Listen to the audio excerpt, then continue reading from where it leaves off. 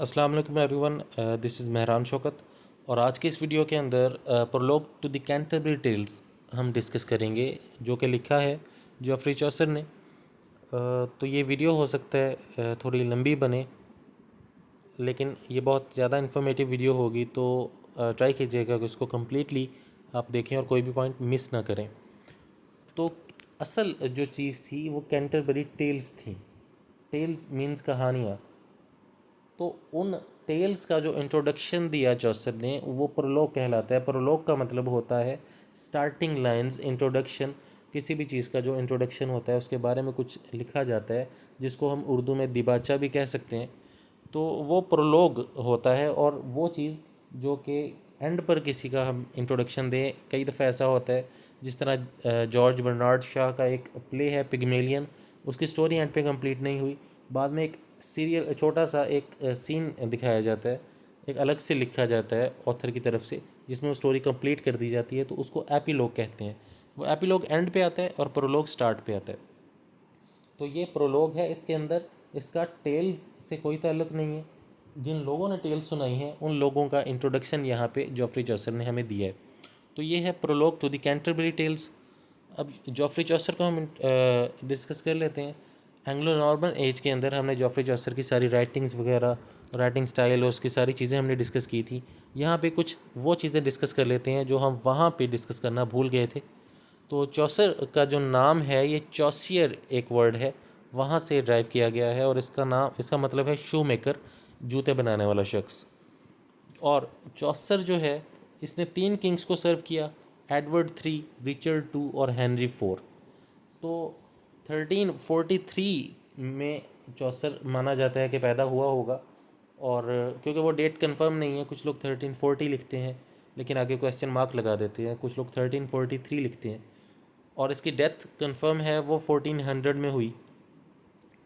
तो जब चौसर पैदा हुआ उस टाइम पे एडवर्ड 3 रूल कर रहा था, और चौसर के पैदा होने के 5 साल बाद 1348 में ब्लैक डेथ आई, जिसकी वजह से यूरोप की 50% जो आबादी थी वो ख़त्म हो गई, वो मर गई उसी प्लेग की वजह से, ब्लैक डेथ की वजह से। तो ये भी पूछा जा सकता है पीपीएससी के पॉइंट ऑफ व्यू से, अक्सर पूछा भी जा चुका है कि ब्लैक डेथ जो थी वो किस किंग के अंडर आई।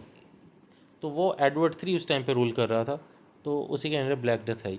उसके बाद चौसर जो था ये 4 लैंग्वेजेस बोल लेता था, लैटिन, फ्रेंच, इटालियन और इंग्लिश, मिडल इंग्लिश।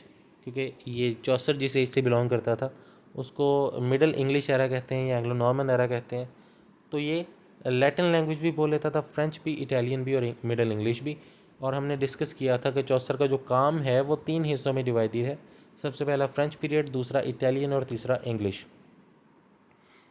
चौसर ने 1366 में शादी की।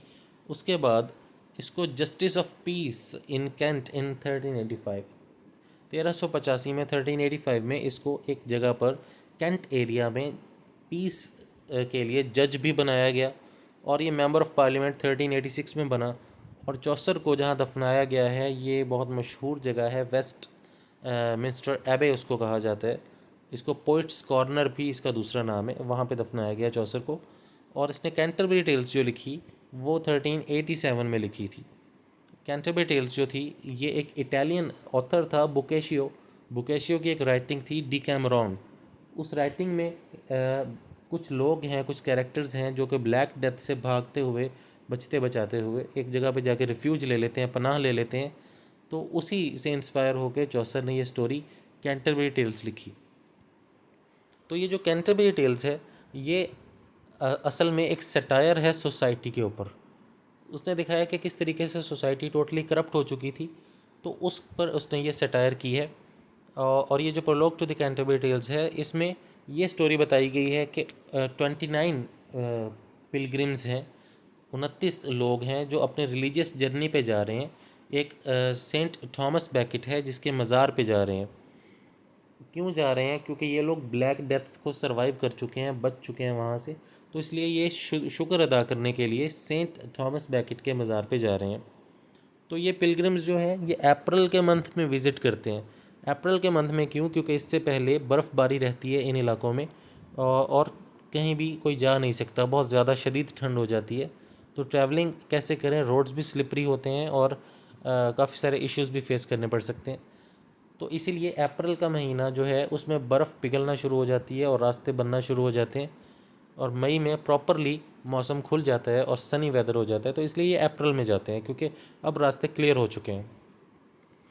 और पोइट जो है हमारा जॉफ्रे चौसर जो है, ये एक इन के अंदर, एक रेस्टोरेंट में, एक सराय के अंदर जहाँ पे लोग रेस्ट करते हैं वहाँ पे रुका हुआ है, और उस इन का नाम है टैबर्ड इन।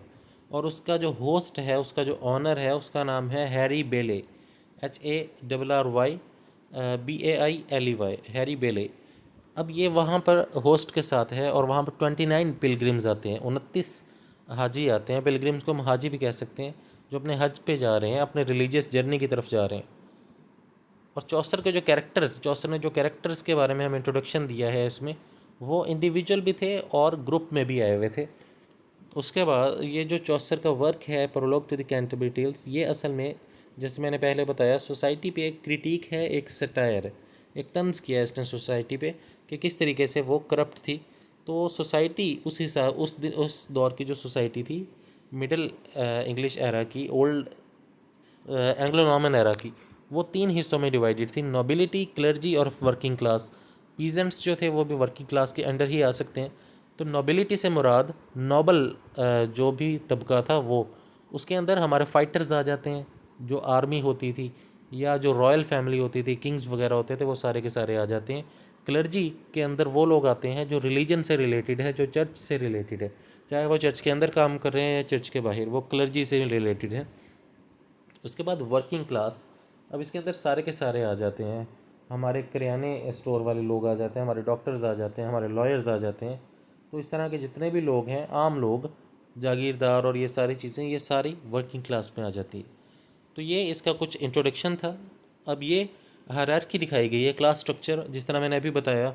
नोबिलिटी के अंदर ये कैरेक्टर्स आएंगे, नाइट स्क्वायर, योमैन। क्लर्जी के अंदर वो लोग जो चर्च से रिलेटेड हैं, ये लोग आएंगे। मिडिल क्लास के अंदर, या जिसको वर्किंग क्लास हम कहते हैं, उसके अंदर ये सारे के सारे कैरेक्टर्स आएंगे। तो इसको आप देख लीजिएगा। उसके बाद हम चलते हैं आगे। ये सोसाइटल कोड्स हैं कि कोड ऑफ शिवलरी, शिवलरी कहते हैं बहादुरी को। बहादुरी नाइट से मंसूब की जाती है। नाइट का मतलब है घुड़सवार, जो कि फाइटर होता है, जंग में आगे आगे होता है, वो बहादुर होना चाहिए। He must be true to his God and a defender of faith. वो खुदा से ट्रू होना चाहिए, खुदा के साथ उसका सच्चा रिलेशन होना चाहिए और ईमान की खातिर उसको लड़ना चाहिए, जिसको जिहाद कहते हैं हम।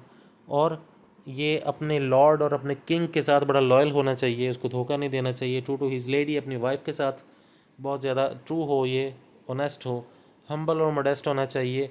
उसके बाद बहुत बहादुर होना चाहिए और ख़तरनाक साबित होना चाहिए जंगों में मुखालिफ फ़ौजों के लिए।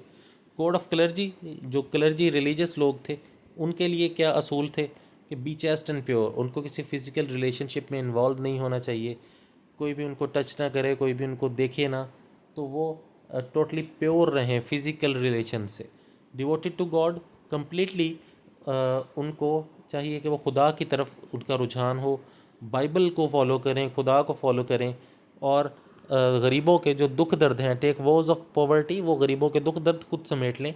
उसके बाद achieve heavenly reward through earthly denial, मतलब अर्थली डिनाइल, ज़मीनी चीज़ें जो हैं उनको मना करके वो खुदा की तरफ से दिया गया इनाम वसूल करें, मटेरियलिज़म पे ना फोकस करें।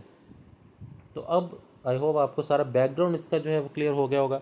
अब हम प्रॉपरली चलते हैं फर्स्ट कैरेक्टर से। फर्स्ट कैरेक्टर जो हमारे पास है वो है नाइट।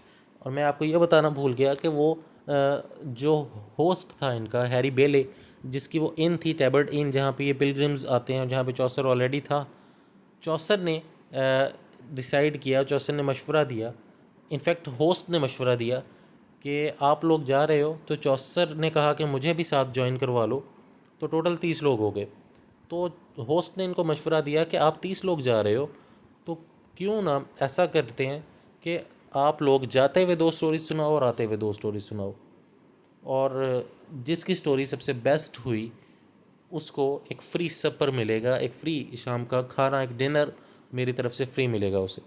तो चौसर ने कहा कि ठीक है, 2 स्टोरीज़ आप लोग जाते हुए सुनाओगे, 2 आते हुए। इट मीन्स कि एक एक बंदा 4-4 स्टोरी सुनाएगा, तो टोटल 30 लोग हैं, स्टोरीज़ हो गई 120। तो चौसर जो है अपने लाइफ टाइम में सिर्फ 24 स्टोरीज़ ही कंप्लीट कर सका। तो 120 उसने प्लान की थी, 24 उसने कंप्लीट की। ये भी बहुत important MCQ point of view से बन जाती है चीज़। तो होस्ट ने सबसे पहले इनवाइट किया था नाइट को कि वो अपनी स्टोरी सुनाए। तो नाइट यहाँ पे जो है सबसे पहला कैरेक्टर है, घुड़सवार होता है, ये फाइटर होता है, जंगजू होता है। He loved chivalry, truth, honour, freedom and courtesy. अभी आपने देखना है कि यहाँ पे जो कैरेक्टर्स हैं किस तरीके से मोस्टली कैरेक्टर्स इनमें से बहुत ज़्यादा करप्ट हैं। एक दो कैरेक्टर्स हैं पार्सन प्लोमैन जो पॉजिटिव दिखाए गए हैं, बाकी सब के सब करप्ट कैरेक्टर्स हैं। तो ये नाइट जो है ये बहादुरी, सच्चाई, इज़्ज़त, आज़ादी और अपनी सेल्फ रिस्पेक्ट की खातिर लड़ता था। 15 मॉर्टल बैटल्स इसने लड़ी हैं, मींस कि ऐसी जंगें जिसमें ये मर भी सकता था, जिसमें इसकी जान को ख़तरा था। मॉर्टल कहते हैं फ़ानी ख़त्म हो जाने वाला। तो ऐसी 15 जंगें ये लड़ चुका है और मतलब 15 दफ़ा गाजी बन चुका है। उसके बाद 3 1-to-1 कॉम्बैट्स इसने लड़े हैं। 1-to-1 कॉम्बैट्स का मतलब जिस तरह वॉर ऑफ ट्रॉय में हमने डिस्कस किया था, अलग से मैंने वीडियोस पे बनाई हुई है। एक्लीज़ जब गया, जब ये 10 साल से दीवार उनकी गिराने की, ट्रॉय की दीवार गिराने की कोशिश कर रहे थे तो नहीं गिर पाई इनसे, तब एक्लीज़ ने ललकारा पेरिस को, जो कि ट्रॉय का प्रिंस था, कि तुम अपने किसी बेस्ट फाइटर को भेजो और वो मुझसे लड़े, इसी से जंग का फैसला हो जाएगा।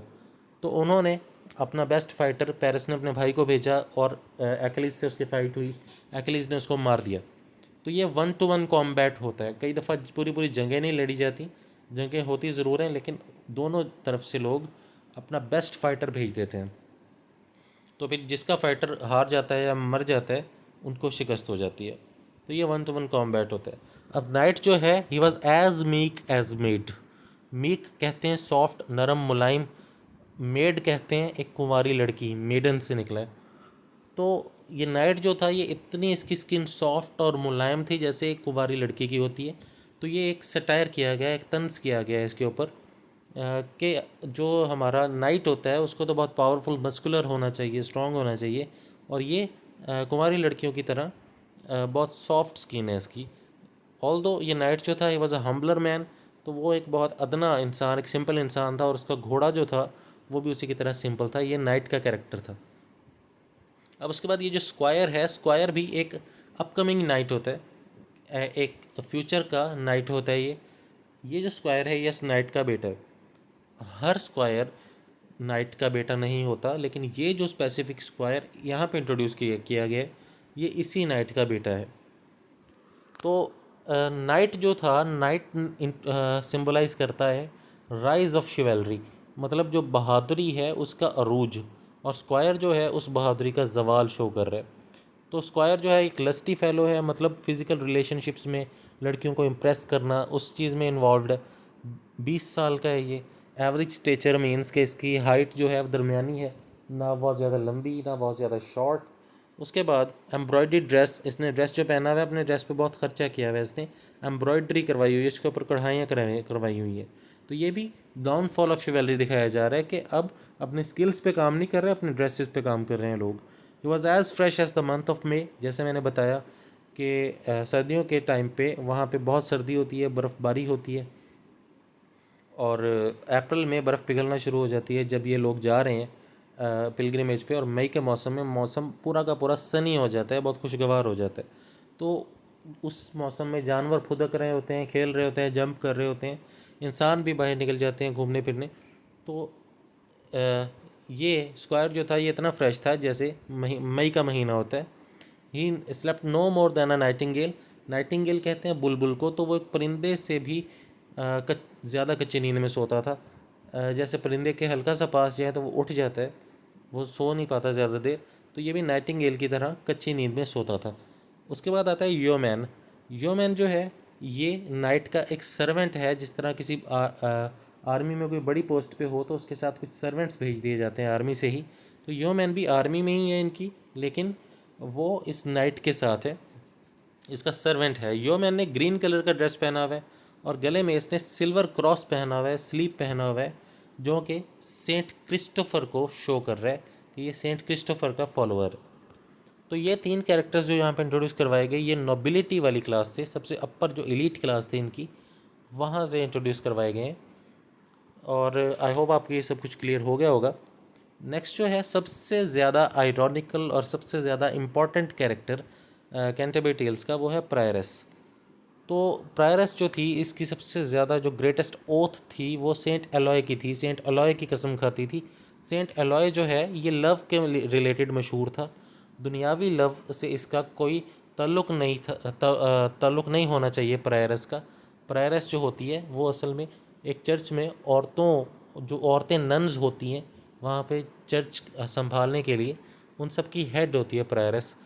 तो इसकी सबसे बड़ी कसम जो थी सेंट एलॉय की थी, मतलब मोहब्बत का सेंट इसको बुज़ुर्ग माना जाता है।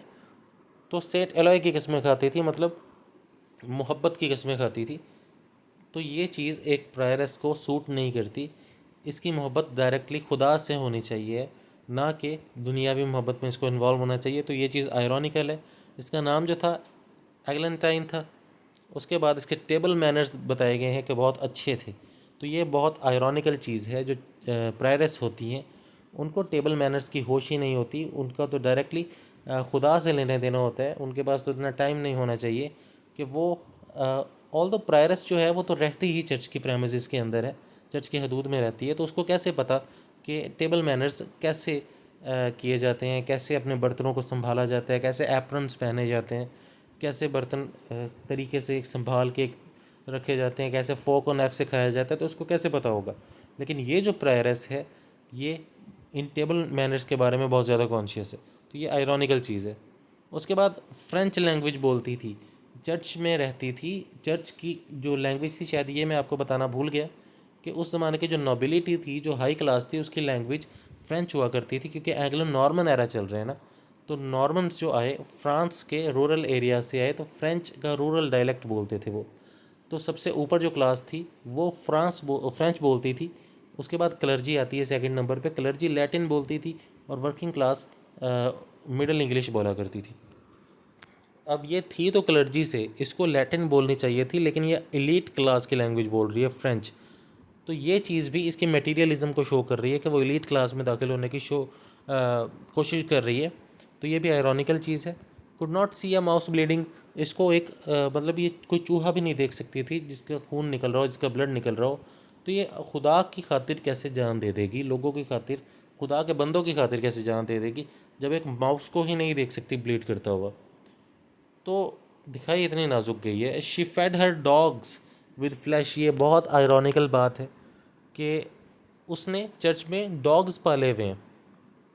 तो ये चीज़ जो है ये बहुत ही ज़्यादा आयरॉनिकल है। और उसके बाद उसने अपने डॉग्स को फ्लैश दिया करती थी, गोश्त दिया करती थी, ताज़ा गोश्त। जब एक माउस को ब्लीड करता हुआ नहीं देख सकती तो उनको कैसे गोश्त ये खिला सकती है डॉग्स को। तो ये भी एक बड़ी आयरॉनिकल सी चीज़ है। उसके बाद उसकी जो आँखें थी, देवर एज ग्रे एज ग्लास, वो ग्लास की तरह ग्रे थी। उसके बाद उसका जो फोरहेड था, उसका जो माथा था, वो स्पैन की तरह, एक बर्तन का जो पैंदा होता है उसकी तरह बहुत चौड़ा था। अब हमें कैसे पता चला कि उसका माथा बहुत चौड़ा और बहुत बड़ा था? अब जो प्रायरस होती है उसका जो स्टॉलर, जो हिजाब होता है, वो तो उसकी आंखों तक आना चाहिए, उसको अपना सर, अपना पूरा जिस्म ढांप के रखना चाहिए। लेकिन इस प्रायरस का जो हिजाब है वो बहुत पीछे की तरफ गया हुआ है। तो इट मीन्स कि उसको टेबल मैनर्स का तो पता है, लेकिन अपनी इज्जत का ख्याल नहीं है कि प्रायरस के तौर पे मुझे किस तरीके से कपड़े अपने पहनने चाहिए, कैसे उनको सेट करना चाहिए। तो ये भी आयरॉनिकल चीज़ है। उसके बाद उसका जो ब्रूच था, उसके ऊपर उसका जो बैज था, उसके ऊपर ए लिखा हुआ था। इस ए का मतलब था एमोर विंसिट ओमनिया, और एमोर विंसिट ओमनिया का मतलब है लव कॉन्कर्स ऑल, कि मोहब्बत से सबको जीता जा सकता है। अगेन वही सेंट एलॉय वाली बात आ गई कि मोहब्बत दुनियावी मोहब्बत के पीछे भाग रही है, ना कि इसको डिवाइन लव मिल रहा है। खुदा की मोहब्बत में इसको गिरफ्तार होना चाहिए, ना कि दुनियावी। उसके बाद ये जो प्रायरस थी ये अकेली नहीं थी, इसके साथ एक नन और 3 प्रीस्ट्स भी थे, 3 पादरी भी थे, जो कि इस पिलग्रिमेज पे, इस सफ़र पे इसके साथ चल रहे थे। तो ये प्रायरस का कैरेक्टर सबसे ज़्यादा आयरॉनिकल था। उसके बाद मंक का कैरेक्टर आ जाता है। मंक भी एक चर्च में ही एक थोड़ा सा क्लैरिकल टाइप का बंदा होता है, जो कि अपने चैम्बर में रहता है और चर्च के सारे केसेस को, उनके फाइनेंसेस को और उनके अकाउंट्स को और उनके सारे पेपर वर्क को मंक ही देखता है, और चर्च के सारे मामलात को भी मंक ही देखता है। लेकिन अब ये मंक से रिलेटेड यही असल में इनके कोड्स हैं कि ये एक चैम्बर में रहते हैं चर्च के अंदर, वहाँ से बाहर नहीं निकलते। चर्च के अंदर रहना ही इन्हें सूट करता है, बाहर के काम नहीं, चर्च के अंदर के काम करते हैं। मोस्टली चर्च के अंदर ही रहते हैं। लेकिन ये जो मंक है ये लव्ड हंटिंग, इसे शिकार करना बहुत पसंद था। तो शिकार करने के लिए जाहिर सी बात है बाहर जाते हैं। और जो हमारा रिलीजन है, सबका, पूरी दुनिया का जो रिलीजन है, वो कभी भी मासूम जानवरों के कत्ल की इजाज़त नहीं देता। तो ये हंटिंग करने जा रहे हैं, तो ये भी आयरॉनिकल है। और दूसरे नंबर पे इसको अंदर होना चाहिए चर्च के चैम्बर में, ये बाहर जाता है हंटिंग करने। उसके बाद इसके पास बहुत फाइन हॉर्सेस थे, है तो ये एक नॉर्मल पोस्ट पे, तो इतनी इसके पास अर्निंग कहाँ से आ गई कि ये हॉर्सेस ले, और वो भी फाइन। तो ये भी एक आयरॉनिकल चीज़ है। उसके बाद ये डिसलाइक करता था rules of Saint Maurus and Saint Benedict. Saint Benedict जो था ये मैनुअल वर्क की तबलीग करता था, इसके बारे में प्रीच करता था। वो कहता था कि अपने हाथों से काम करना चाहिए, अपना काम खुद करना चाहिए। और सेंट मॉरस जो था ये भी सेंट बेनेडिक्ट का फॉलोअर था। इनफैक्ट सेंट बेनेडिक्ट जो था ये सेंट ऑगस्टाइन जो क्रिश्चियनिटी लाया इंग्लैंड में, ये उसका फॉलोअर था। सेंट ऑगस्टाइन का फॉलोअर सेंट बेनेडिक्ट, और सेंट बेनेडिक्ट का फॉलोअर सेंट मॉरिस। तो ये जो था मंक, ये इन दोनों के, तीनों के जो रूल्स थे उनको डिनाई करता था। ये कहता था कि मैं मैनुअल वर्क क्यों करूं, मैं अपना काम खुद क्यों करूं, मैं लोगों से, नौकरों से करवाऊंगा। तो ये भी एक आयरॉनिकल चीज़ है। उसके बाद hated manual work against the teachings of Saint Augustine, ये बात मैं अभी बता चुका हूँ। उसके बाद used gold pin to fasten his hood, ये गोल्ड, सोने की पिन यूज़ किया करता था अपनी हुड को बांधने के लिए। तो ये भी आयरॉनिकल है कि कितना मटेरियलिस्टिक कैरेक्टर दिखाया गया है। उसके बाद head shown like a glass, इसका जो सर था वो चमकता था एक ग्लास की तरह। बूट्स वर सॉफ्ट, यहाँ पे सॉफ्ट का मतलब है कंफर्टेबल। इसके जो बूट्स थे वो बहुत ज़्यादा कंफर्टेबल दिखाए गए हैं। तो चर्च के अंदर है, तुम्हें हम्बल होना चाहिए, सिंपल होना चाहिए, ऐसे इंसान को अदना होना चाहिए, इतना ज़्यादा हैवी खर्चे नहीं करने चाहिए। लेकिन ये इतने खर्चे करता है कि इसके बूट्स भी बहुत महंगे नज़र आते हैं और बहुत कंफर्टेबल नज़र आते हैं। उसके बाद फेवरेट डिश वाज रोस्ट स्वान, स्वान कहते हैं बतख को, रोस्ट भुनी हुई। तो उसकी सबसे फेवरेट जो डिश थी वो भुनी हुई बतख थी। तो ये सारी की सारी चीज़ें जो मंक के बारे में हैं ये भी बहुत ज़्यादा आयरॉनिकल है, और ये दोनों चर्च से रिलेटेड है, मीन्स के क्लर्जी से रिलेटेड कैरेक्टर्स हैं। तो ये आयरॉनिकल है। तो ये चौसर यही पोर्ट्रे करने की कोशिश कर रहा है इन अ फनी वे। उसके बाद फ्रायर, ये फ्रायर जो होता है भिखारी को कहते हैं। ये भी चर्च का एक दिखाया जाता है कैरेक्टर, एक भिखारी। मतलब चर्च की तरफ से इसको लाइसेंस दिया गया होता है कि आप इन स्पेसिफिक एरियाज़ में मांग सकते हो। और ये फ्रायर, ये स्पेसिफिकली वो भिखारी हैं जिनके पास लोग पैसे लेके जाते थे और ये उनको ब्लेसिंग्स दिया करते थे, दुआएं दिया करते थे। तो ये फ्रायर, ये वाला जो फ्रायर है ये भी बहुत ज़्यादा करप्ट दिखाया गया है। ये एक वेंटन पर्सन दिखाया गया है। वेंटन कहते हैं छिछोरा, आवारा, एक छिछोरा और आवारा इंसान है। अरेंज्ड मैनी मैरिजेस, बहुत शादियाँ इसने अरेंज करवाई हैं। क्यों? क्योंकि पैसे बटोरना चाहता है सबसे, तो उन शादियों से इसकी भी बहुत सारी कमाई हो गई। उसके बाद फेमिलियर विद ऑल फ्रैंकलिन्स, फ्रायर के बारे में ये फेमस है कि फ्रायर जो है वो अपनी ज़मीन, अपनी जायदाद नहीं रख सकता कभी भी। तो फ्रैंकलिन्स जो हैं ये जागीरदार होते हैं जिनके पास ज़मीनें होती हैं। इनफैक्ट उस दौर के जो फ्रैंकलिन्स थे ये भी करप्ट थे, तो लोगों की ज़मीनें इन्होंने हड़पी थी, हड़प के रख ली थी अपने पास। तो जब भी इन पे कोई रेड का ख़तरा होता था या ऐसा कुछ होता था, ये फ्रायर्स को अपने सारे डॉक्यूमेंट्स वगैरह और ऐसी चीज़ें रखवा देते थे, क्योंकि इनको डेड ट्रस्ट था फ्रायर्स पे कि वो, उनको तो चर्च ने कहा हुआ है कि वो अपने कुछ भी नहीं रख सकते अपनी पर्सनल प्रॉपर्टी में कोई भी चीज़। तो उनसे इसको किस चीज़ का ख़तरा है, तो फ्रायर भी इसी चीज़ का फ़ायदा उठा के उनसे पैसे ले लेता था। तो इसीलिए ये फेमिलियर था बहुत सारे फ्रैंकलिन्स के साथ। उसके बाद he was favourite of rich women, एक लस्टी फेलो दिखाया गया है जो कि बहुत सारे फिजिकल रिलेशनशिप्स में इन्वॉल्व होता था। औरतों में बहुत फेमस था ये। ही वॉज ब्राइब्ड ईजिली, उसको ईजिली रिश्वत दी जा सकती थी।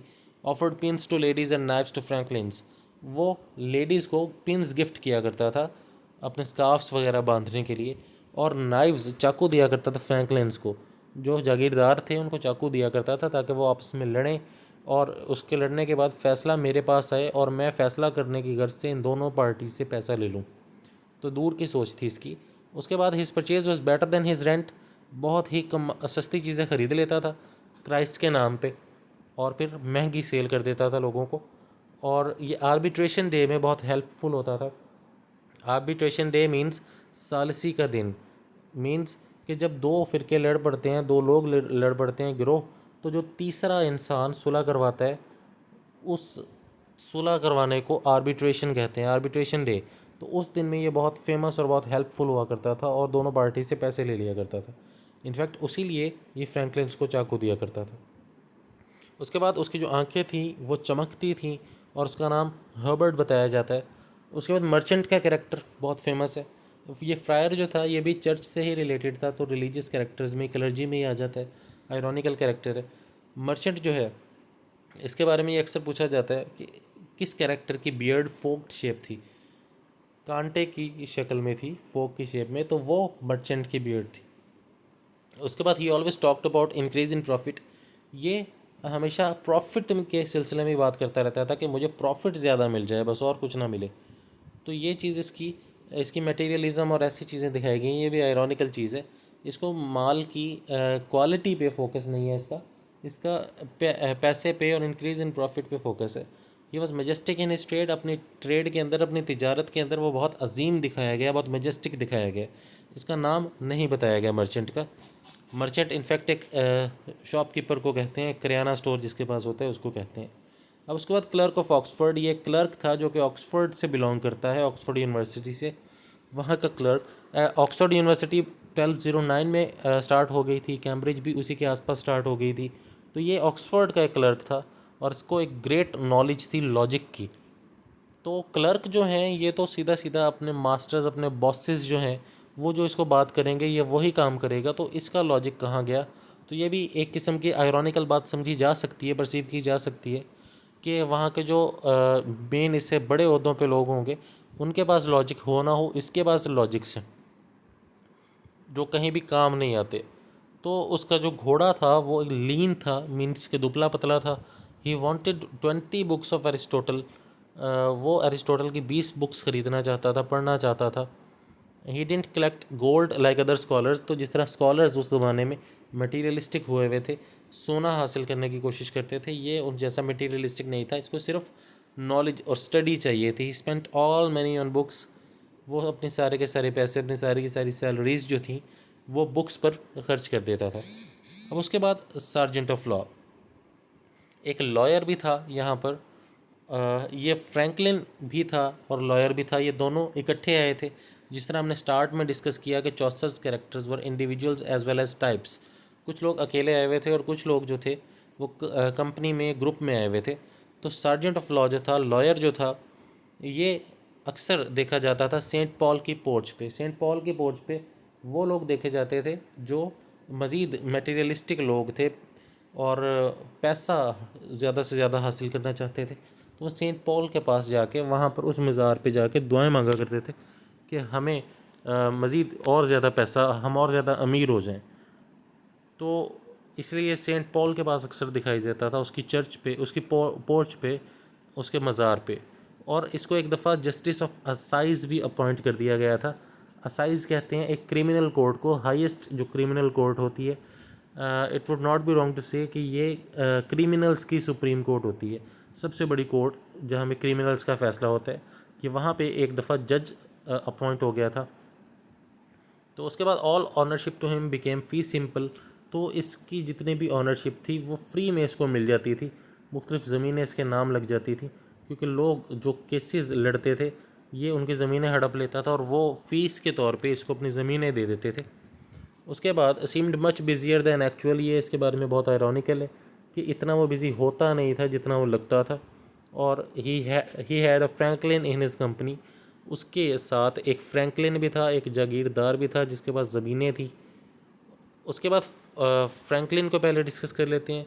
फ्रैंकलिन जो कि जागीरदार था, his beard was as white as daisy, तो उसकी जो बियर्ड थी, उसकी जो दाढ़ी थी वो डेज़ी के फूल की तरह बहुत ज़्यादा वाइट थी। डेज़ी को आई थिंक गुले लाला कहते हैं।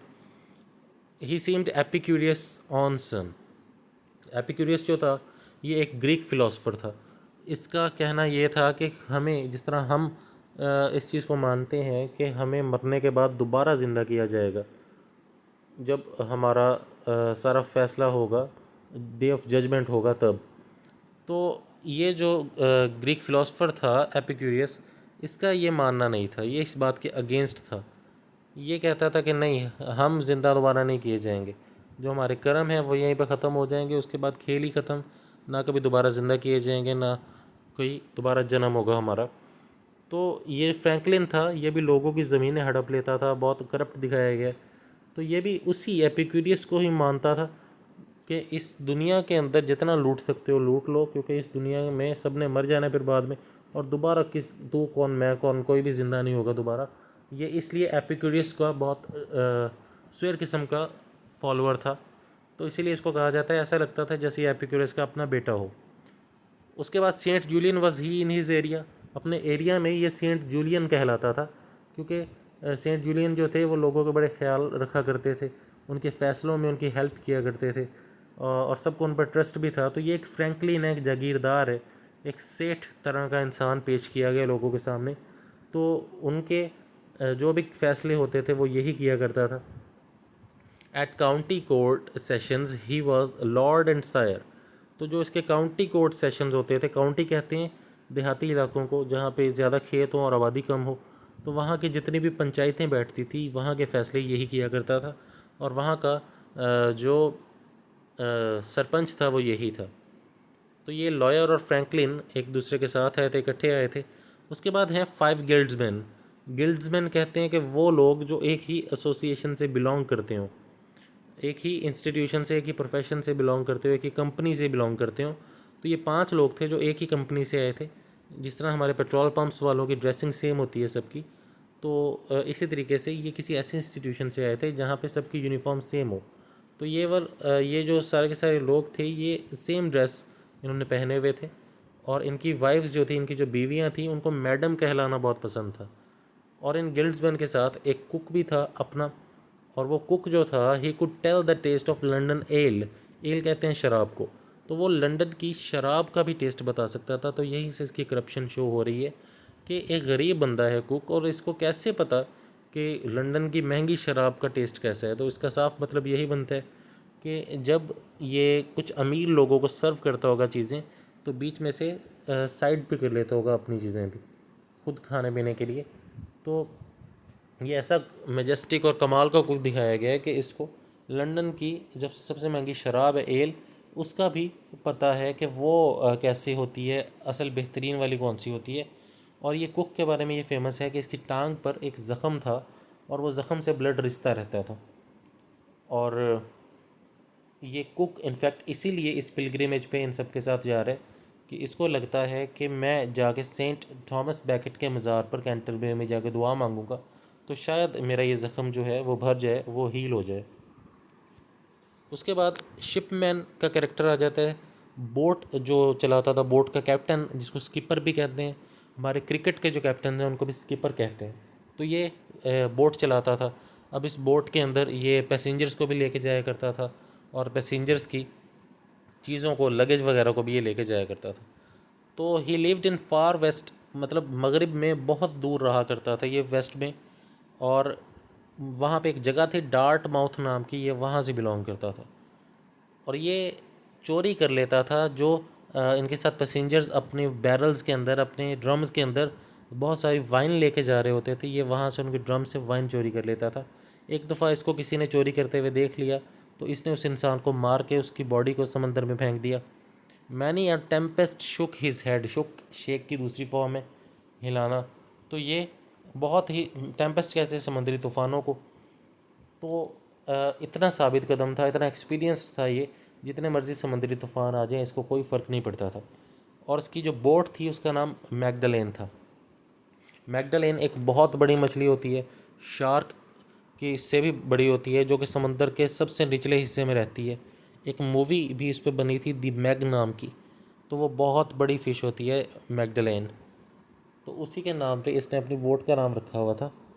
और उसके बाद है डॉक्टर का कैरेक्टर। डॉक्टर को फिजिशियन भी कहा जाता है, यहाँ पे फिजिशियन भी कई ट्रांसलेशंस में इसको कहा गया है। ये जो डॉक्टर था ये एक्सपर्ट था एस्ट्रोनॉमी का। एस्ट्रोनॉमी इल्म फ़ल्कियात होता है, सितारों का इल्म होता है, जिस पे आपकी किस्मत बताई जाती है जिससे। अब ये तो डॉक्टर है, इसका तो कोई ताल्लुक़ नहीं होना चाहिए इल्म फ़ल्कियात के साथ, लेकिन इसका गहरा ताल्लुक़ दिखाया गया है कि अब ये डॉक्टर है, तुम नब्ज़ चेक करो और लोगों को बताओ कि क्या बीमारी है, कब मरोगे, ज़िंदा कितना रहोगे, ये चीज़ें हाँ तुम्हें फिज़िकली बतानी चाहिए, टेस्ट सुन के करके प्रॉपरली अकॉर्डिंग टू लॉजिक। लेकिन ये इल्म फ़ल्कियात का मालिक है, एस्ट्रोनॉमी के बारे में नॉलेज रखता है, तो ये सितारों के इल्म से बता रहा है कि तुम्हारी ज़िंदगी कितनी होगी कितनी नहीं। तो ये बहुत आयरॉनिकल चीज़ है।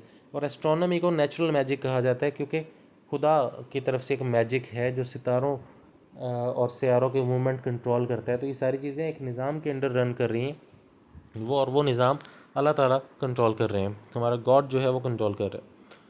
उसके बाद इसकी फ्रेंडशिप जो थी with druggists was not new. इसकी फ्रेंडशिप्स जो ड्रगिस्ट्स के साथ थी वो बहुत पुरानी थी। ड्रगिस्ट कौन होते हैं? जो मेडिसन्स सेल करते हैं वो लोग। तो जिस तरह मेडिकल रैप्स होते हैं, अगर उन्होंने किसी डिस्ट्रीब्यूशन कंपनी ने, किसी मेडिसिन कंपनी ने कोई नई मेडिसिन इंट्रोड्यूस करवाई है और उसी मेडिसिन का फार्मूला उस पर किसी और कंपनी ने ऑलरेडी मेडिसिन निकाली हुई है, तो वो जो चीज़ें हैं अभी इस कंपनी ने अपनी मेडिसिन भी तो सेल करनी है, तो ये डॉक्टर को पैसे दे देते हैं या उनको कोई गाड़ी गिफ्ट कर देते हैं या इस तरह की कोई महंगी चीज़ प्रोवाइड कर देते हैं, तो डॉक्टर बदले में उनकी मेडिसिन प्रिस्क्राइब करना शुरू हो जाता है। तो इस तरीके से इसकी जो फ्रेंडशिप थी वो ड्रगिस्ट के साथ बहुत पुरानी थी। ड्रगिस्ट इसको फ़ायदा पहुंचाते रहते थे, फाइनेंशियली भी और वैसे भी, और ये उनकी मेडिसिन सजेस्ट करता रहता था। इसकी जो डाइट थी वो मॉडरेट थी, दरमियाना म्याना रवि के साथ खाना खाता था, और इसके पास वही सेविंग्स थी जो इसने ब्लैक डेथ में अर्न की है। तो ब्लैक डेथ में लोगों को अपनी जान के लाले पड़े हुए थे। 50%, जिस तरह मैंने बताया था कि 50% लोग मर गए थे ब्लैक डेथ में पूरे यूरोप में। अब इस इंसान को ये उस टाइम पे भी पैसे कमा रहा था, पैसे की लालच थी, और इसको सोना बहुत पसंद था, गोल्ड बहुत ज़्यादा पसंद था। उसके बाद वाइफ ऑफ बाथ, ये कैरेक्टर बहुत फेमस है। वो डेफ थी, लेफ़्ट एयर से, अपने लेफ़्ट एयर से बहरी थी, सुनाई नहीं देता था इसको। वो एक्सपर्ट थी क्लॉथ मेकिंग में, कपड़े बनाने में एक्सपर्ट थी। उसका जो स्कार्फ था वो 10 पाउंड का था, इतना भारी, मीन्स के तकरीबन ऑलमोस्ट 5 किलो का स्कार्फ था इसका। उसके बाद इसने 5 दफ़ा शादी की। Wife of bath, bath England के एक सिटी का नाम है। तो हर बंदा अपनी परसेप्शन करता है। कुछ लोग कहते हैं कि इसका जो हस्बैंड था वो बाथ उसका नाम था, कुछ लोग कहते हैं कि इसका हस्बैंड जो था वो बाथ शहर का किसी अच्छी पोस्ट पे था। लेकिन मुझे जो लगता है वो ये लगता है, क्योंकि इस औरत ने 5 दफ़ा शादी की, तो यहाँ पे एग्जैजरेट करके ये बता दिया गया है कि ये पूरे बाथ की वाइफ है, तो वाइफ ऑफ बाथ है ये। इसने 5 दफ़ा शादी की है। क्रॉस्ड मैनी स्ट्रेंज स्ट्रीम्स, तो ये बहुत निडर दिखाई गई है, बहुत बहादुर दिखाई गई है, इसे कोई डर नहीं है, जितनी मर्ज़ी गहरी नदी हो, कुछ भी हो, ये तैर के क्रॉस कर लेती है उसको। ब्रॉड हिप्स, हिप्स इसकी जो थी वो ब्रॉड थी, थाइज वगैरह। और news remedies of love, new remedies of love, remedies कहते हैं इलाज को, नुस्खे को, जो मुख्तलिफ़ चीज़ों से मिलके एक इलाज, एक नुस्खा, एक पैटर्न बनाया जाता है, उसको रेमेडीज़ कहते हैं। तो लव की इसको सारी रेमेडीज़, किस तरीके से किसी में लव फूंकना है किसी मर्द में, इसको सब कुछ पता था, बहुत एक्सपीरियंस्ड थी ये लव में, क्योंकि 5 दफ़ा शादी हो चुकी है इसकी। ये गैप टूथ थी, इसके जो दांत थे उन दांतों में गैप था। तो ये वाइफ ऑफ बाथ का कैरेक्टर था। उसके बाद प्लोमैन का कैरेक्टर आता है। ये प्लोमैन और पार्सन, ये जो दो कैरेक्टर्स हैं, ये पार्सन का कैरेक्टर सबसे ज़्यादा पॉजिटिव दिखाया गया है इस पूरे के पूरे prologue to the Canterbury Tales में। बाकी सब के सब कहीं ना कहीं करप्ट दिखाए गए हैं। और ये प्लोमैन इसी पार्सन का भाई है। और ये प्लोमैन जो है, प्लोमैन का मतलब होता है प्लो करने वाला, हल चलाने वाला इंसान, एक चरवाहा कह सकते हैं आप। तो ये सबसे पहले इसको गोल्ड पसंद था, और उसके बाद अपने हमसाए, जिस तरह हर रिलीजन प्रीच करता है कि अपने हमसायों का ख्याल रखना चाहिए, तो ये अपने हमसायों का ख्याल रखता था। Worked free in the name of Christ, ये क्राइस्ट के नाम पे हर काम फ्री कर देता था। तो ये भी इसके बारे में एक अच्छी चीज़ बताई गई है। सैट अपॉन मेयर, मेयर कहते हैं घोड़ी को, फीमेल हॉर्स को। तो ये घोड़ी के ऊपर बैठकर जा रहा था इसी पिलग्रिमेज पे। तो ये चीज़ इसके बारे में बताई गई है, जो इसकी करप्शन शो नहीं करती, जो इसके बारे में एक अच्छी चीज़ बताई गई है कि वो मंक की तरह, इसके पास बहुत सारे फाइन हॉर्सेस नहीं थे, बहुत अमीर नहीं था ये, तो ना ही इसने गलत तरीके से पैसा कमाने की कोशिश की। तो ये घोड़ी के ऊपर बैठ के ट्रैवल कर रहा था। उसके बाद पार्सन का कैरेक्टर आया, जो कि सबसे ज़्यादा पॉजिटिव दिखाया गया पूरे prologue to the Canterbury Tales में। अब ये not pour in Holly thoughts, मतलब बहुत ज़्यादा अमीर समझा जाता था ये अपने हॉली थॉट्स के अंदर, मतलब रिलीजियसली बहुत इम्पोर्टेंट था, बहुत पॉजिटिव थिंकिंग का मालिक था, रिलीजियस थिंकिंग का मालिक था। प्रीच्ड क्राइस्ट्स गॉस्पेल, ये हज़रत ईसा अलैहिस्सलाम के, क्राइस्ट के जो गॉस्पेल थे, उनके जो बयानात थे, डायरेक्टली उनको उनकी तबलीग करता था। तो him rich and poor were equal, इसके नज़दीक अमीर और गरीब सब इक्वल थे। वो he was poor but gave AIIMS, वो गरीब था लेकिन उसने फिर भी दान किया, डोनेट किया, डोनेशंस दी लोगों को। If gold rusts what shall the iron do, ये बहुत फेमस प्रोवर्ब है, बचपन से सुनते हुए आ रहे हैं हम, कि अगर सोने को भी जंग लग जाएगा तो फिर लोहा कहाँ जाएगा। मीन्स कि यहाँ पे ये एक कैरेक्टर है जो सबसे ज़्यादा पॉजिटिव दिखाया गया है, इसी ने लोगों को ट्रुथ की तरफ लेके आना है, गॉड की तरफ रागिब करना है, गॉड की तरफ प्रीच करना है, इसने उनको लेके आना है। तो अगर ये भी करप्ट हो गया तो जो ऑलरेडी करप्ट हैं वो कहाँ जाएंगे। तो he didn't run London to seek sentry in Saint Paul, जिस तरह लॉयर की बात हमने की, वो सारे के सारे लोग सेंट पॉल के पोर्च पे पहुंच जाते थे, उनके मज़ार पे पहुंच जाते थे कि हमें उसकी ब्लेसिंग्स मिलें और हम अमीर हो जाएं। तो ये बिल्कुल भी मटेरियलिस्टिक नहीं था, ये वहाँ पे बाकियों की तरह नहीं भागता था। He was a shepherd not money maker, तो ये एक शेफर्ड था, एक चरवाहा था, और इसको पैसे बनाने की कोई कोई शौक़ नहीं था इसको। Snap the wicket openly, snap कहते हैं डांट देना, झड़प देना, विकेट कहते हैं बुरे इंसान को, ओपनली खुलेआम सरेआम। तो ये सरेआम जो गलत काम करते थे, जो बुरे लोग थे, उनको झाड़ देता था, उनको डांट देता था। He preached what Christ and his 12 apostles preached, इसने वही तबलीग की जो हज़रत ईसा अलैहिस्सलाम ने, क्राइस्ट ने, और क्राइस्ट के जो 12 फॉलोअर्स थे, उनको जो हवारी थे, जो उनकी बात को एग्जैक्टली सुनकर आगे बयान करते थे, जो उन्होंने तबलीग की वही इस बंदे ने, पार्सन ने तबलीग की। और उसके बाद मिलर का कैरेक्टर भी फेमस है। मिलर कहते हैं चक्की पीसने वाले को, चक्की वाले जो चक्की की जॉब करता है उसको मिलर कहते हैं। ये एक मस्कुलर मैन दिखाया गया है, एक पावरफुल और स्ट्रॉन्ग और बॉडी बिल्डर इंसान दिखाया गया। He could easily break a door with his head, ये अपने सर से ईजिली एक दरवाज़ा तोड़ सकता था। ही मोस्टली टॉक्ड अबाउट सिन, और ये ज़्यादातर सिन के बारे में, गुनाह के बारे में बात किया करता था।